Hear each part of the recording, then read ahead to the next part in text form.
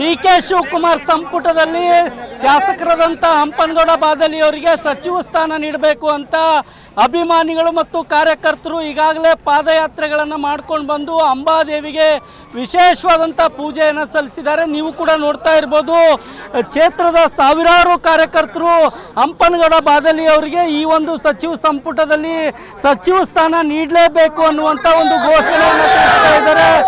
ನೂರಾರು ಕಾರ್ಯಕರ್ತರು ಈಗಾಗಲೇ ಸುಮಾರು 25ರಿಂದ 30 ಕಿಲೋಮೀಟರ್ ಪಾದಯಾತ್ರೆಯನ್ನು ಮಾಡಿದ್ದಾರೆ.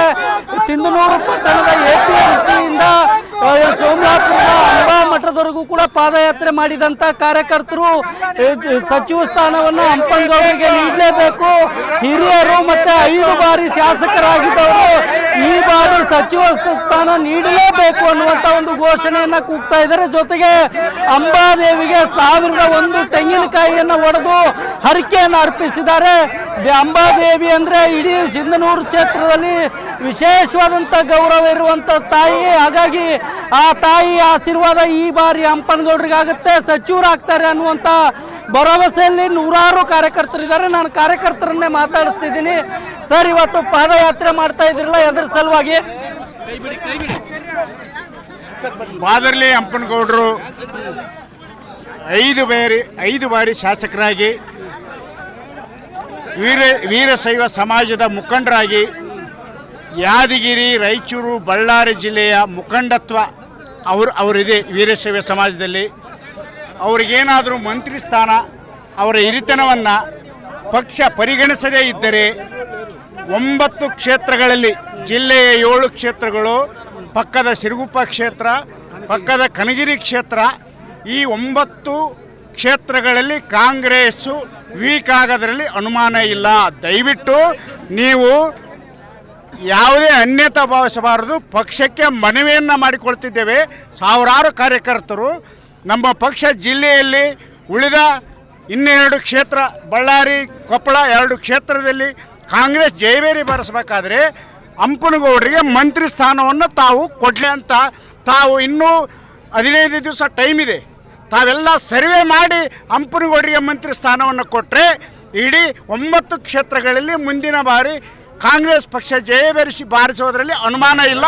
ಇಲ್ಲದಿದ್ದರೆ ಪಕ್ಷಕ್ಕೆ ದೊಡ್ಡ ಹೊಡೆತ ಬೀಳುವ ಸಂಭವ ಇದೆ. ಇದನ್ನು ದಯವಿಟ್ಟು ಪರಿಗಣನೆಗೆ ತೆಗೆದುಕೊಳ್ಬೇಕಂತೇಳಿ ವರಿಷ್ಠರಿಗೆ ಮನವಿಯನ್ನು ಮಾಡಿಕೊಳ್ತಾ ಇದ್ದೇನೆ. ಅಲ್ಲ ಸರ್, ಈಗ ಹಂಪನಗೌಡರು 5 ಬಾರಿ ಶಾಸಕರಾಗಿದ್ದಾರೆ, ಜೊತೆಗೆ ಲಿಂಗಾಯತ ಸಮುದಾಯದ ಹಿರಿಯ ಮುಖಂಡರು. ಇಷ್ಟಾದರೂ ಕೂಡ ಯಾಕೆ ಹೈಕಮಾಂಡ್ ಹಂಪನಗೌಡರನ್ನ ಪರಿಗಣಿಸ್ತಾ ಇಲ್ಲ? ಹಂಪನಗೌಡರ ಸೌಮ್ಯ ಸ್ವಭಾವವನ್ನು ತಪ್ಪಾಗಿ ಅರ್ಥೈಸಲಾಗಿದೆ. ಅವರು ಎಂದೂ ಪಕ್ಷಕ್ಕೆ ವಿರೋಧವಾಗಿ ಹೋಗಿರ್ತಕ್ಕಂಥವ್ರಲ್ಲ. ಪಕ್ಷದ ನೀತಿ ನಿಯಮಗಳನ್ನು ಪಾಲನೆ ಮಾಡ್ತಕ್ಕಂಥ ಶಕ್ತಿ ಈ ನಮ್ಮ ಭಾಗದಾಗ ಹಂಪನಗೌಡರು ಒಬ್ಬರೇ ಅತ್ಯಂತ ಕಟ್ಟುನಿಟ್ಟಾಗಿ ಪಾಲನೆ ಮಾಡ್ತಕ್ಕಂಥವ್ರು. ಅವರ ಹಿರಿತನವನ್ನು, ಅವರು ಸಮಾಜದಲ್ಲಿರ್ತಕ್ಕಂಥ ಗೌರವವನ್ನು ಹೈಕಮಾಂಡ್ನವರು ಪರಿಗಣಿಸಬೇಕು. ಅವರಿಗೆ ಈ ಸಲ ಸಚಿವ ಸ್ಥಾನ ಕೊಟ್ಟರೆ ರಾಯಚೂರು ಜಿಲ್ಲೆಗೆ ಇಷ್ಟು ದಿನಗಳ ಕಾಲ ಕೊಡದೇ ಇರತಕ್ಕಂಥ ಪ್ರಾತಿನಿಧ್ಯವನ್ನು ಈ ಸಲ ಕೊಟ್ಟಂಗೆ ಆಗ್ತದೆ. ನಾವ್ಯಾರೂ ಹೈಕಮಾಂಡ್ ವಿರುದ್ಧ ಅಲ್ಲ, ಹೈಕಮಾಂಡಿಗೆ ನಮ್ಮ ಮನವಿಯನ್ನು ಸಲ್ಲಿಸ್ತಾ ಇದ್ದೀವಿ. ನಾವು ಸಲ್ಲಿಸಬೇಕಾಗಿರೋದು ಹೈಕಮಾಂಡಿಗೆ ಮನವಿ.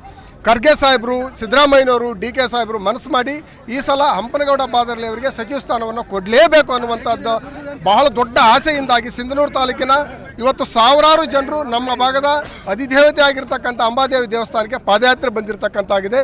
ಇದನ್ನು ಈ ಸಲದ ಸಚಿವ ಸ್ಥಾನ ಹಂಪನಗೌಡರಿಗೆ ನಿಶ್ಚಿತವಾಗಿ ಸಿಗ್ತದೆ ಅನ್ನುವಂಥ ಆಶಾಭಾವನೆ ನಾವೆಲ್ಲರೂ ಹೊಂದಿದ್ದೇವೆ. 5 ಬಾರಿ ಶಾಸಕರಾದವರು, ನೀರಾವರಿ ಬಗ್ಗೆ ಒಳ್ಳೆ ತಜ್ಞರು, ಆದರೂ ಕೂಡ ಸಚಿವ ಸ್ಥಾನ ಸಿಗ್ತಾ ಇಲ್ಲ. ಏನು ಹೇಳ್ತೀರಿ? ಏನು ಹೇಳೋದು ಇದ್ರೆ ಹಂಪನಗೌಡ ಸಾಹೇಬರಿಗೆ ಸಚಿವ ಸ್ಥಾನ ಹೋದ ಸಂಪುಟದಲ್ಲೇ ಸಿಗಬೇಕಾಗಿತ್ತು, ಅದು ಸಿಕ್ಕಿಲ್ಲ.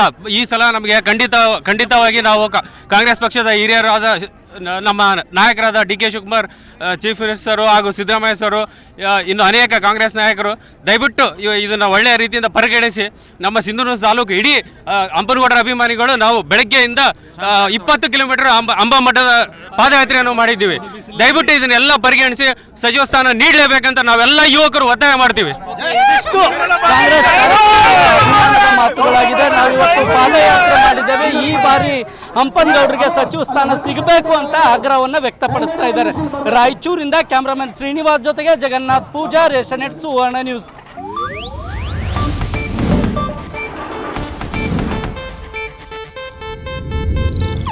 ಇದು ಏಷ್ಯಾನೆಟ್ ನ್ಯೂಸ್ ನೆಟ್ವರ್ಕ್ ಪ್ರಸ್ತುತಿ.